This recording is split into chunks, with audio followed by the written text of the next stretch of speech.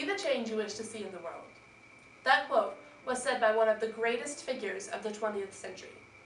Mahatma Gandhi gained world notice and led India to independence. He led by doing and left a lasting impression on the world. He who owns the youth gains the future. That quote was said by yet another historical leader. He fought for what he believed, and unlike Gandhi, he chose to delegate tasks to others. Who is this leader, you might ask? Adolf Hitler, the instigator of the Holocaust Revolution.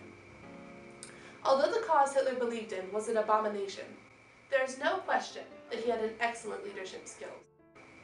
Each leader has a completely different way of motivating the group they are working with. Paul Hershey and Ken Blanchard theorized the idea of situational leadership. They said that there was no one-size-fits-all for leadership, but that you had to adapt your leadership based on the group you're working with. They said you needed to consider variables such as the knowledge base of your group and your group's motivation towards the task at hand. They divided leadership into 4 different leadership styles, which are telling, selling, delegating, and participating. They said that you should adjust your leadership based on your audience.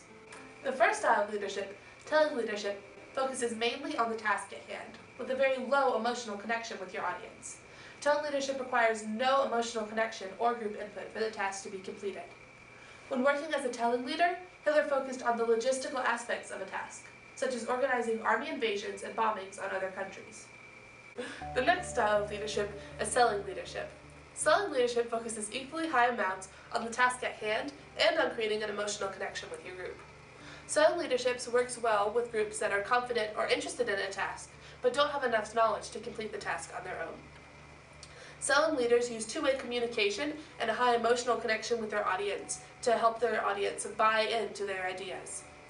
Gandhi used selling leadership in many different situations, but one way that he used selling leadership numerous times was with his iconic fasts. By fasting, Gandhi showed the severity of the act that he was protesting while also gaining world notice. Third style of leadership is delegating leadership. For delegating leadership to be successful, the group has to be knowledgeable and motivated towards the task at hand. The leader's main job is just to delegate the tasks evenly between the group so that they can then complete them on their own. Hitler delegated the task of removing Jews from the country to Nazi soldiers. In fact, Hitler never spoke of the exterminations that took place.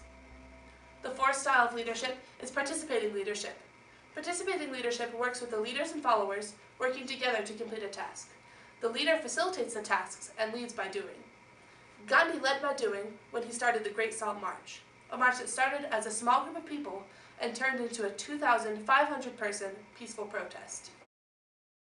Whether it is Hitler delegating Jewish exterminations or Gandhi leading the Great Salt March, both leaders led according to the situation at hand.